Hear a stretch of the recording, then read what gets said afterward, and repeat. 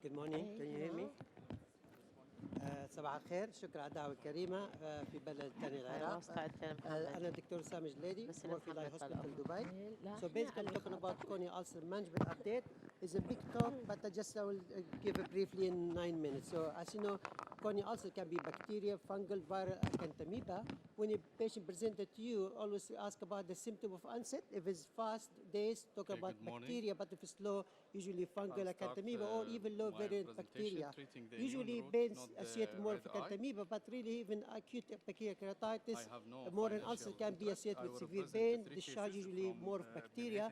Ask about previous attack because it could be related to herpes, and the trauma usually related to fungal infection.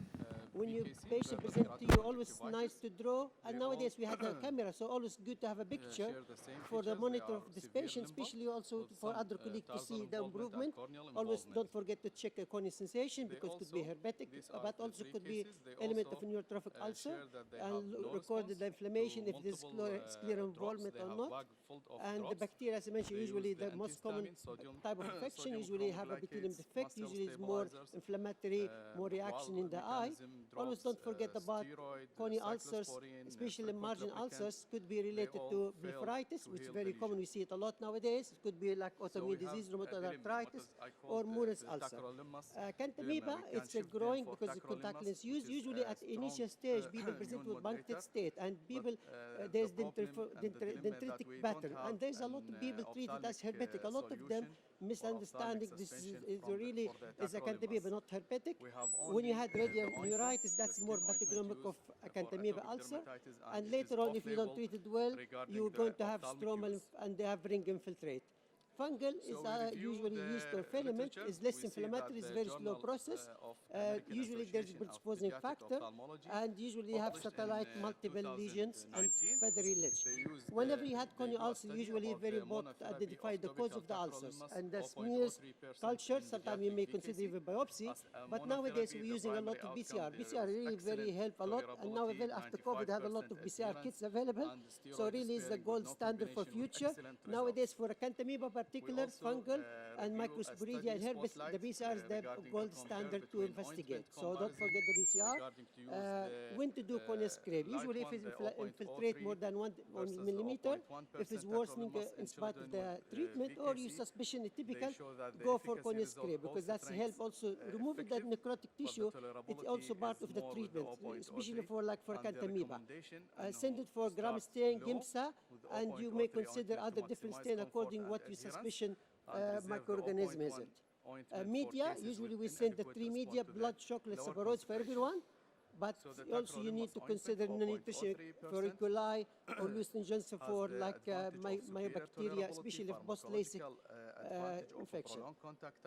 Confocal microscopy really very powerful tool if you have access to it, because that will very easy now, useful for diagnosis, but also to see the response of the treatment, especially for acanthamiba and fungus and microsporidia. So really is very useful tool if you have it. The treatment, they haven't changed a lot.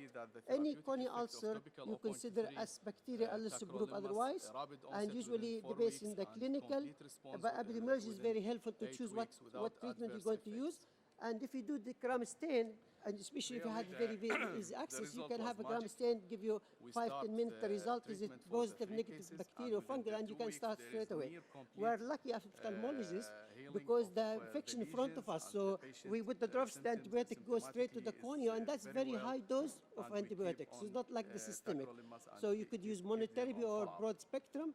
For monotherapy, if you have very small corneal ulcer, less than 2 millimeter, peripheral, so you may consider 4-generation quinolone, any type of them. But if it's bigger ulcer, more than 2, deep, chronic, atypical, always you go for combination of fortified antibiotic. Really, most people use gentamicin, tobramycin, one of them, combined with cefuroxime and vancomycin. And this is to have to be used every hour for 2 days. And if you compliance an issue, maybe admit the patient, but most of our patients now is outpatient. This is the framework for corneal ulcer.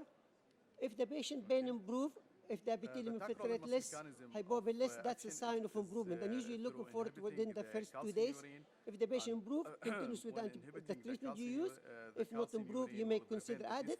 But if it's not improved, after 4 days for the treatment continues, then you have to stop the medication and you start from zero, looking for a typical organism. Maybe that's the time where we need to have more investigation, maybe even biopsy.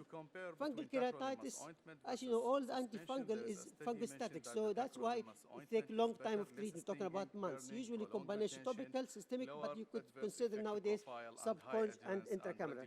Still, natamycin is the ideal one for filament, amphotericin B for candida, but you could add azole as a supplement, and you may consider oral voriconazole for a peripheral or deep ulcers.